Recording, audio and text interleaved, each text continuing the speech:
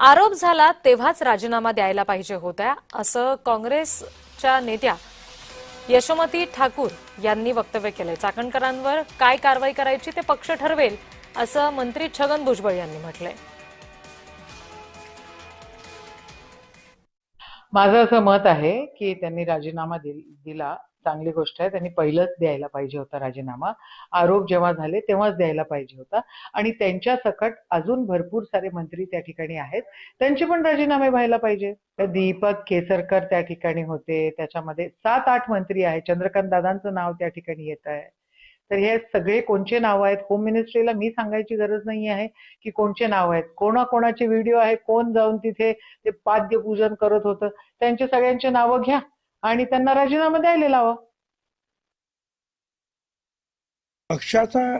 पक्षाच्या ज्या महिला अध्यक्ष आहेत या संदर्भामध्ये पूर्ण अधिकार जे आहेत हे पक्षाला आहेत, त्याच्यामध्ये शासन येत नाही।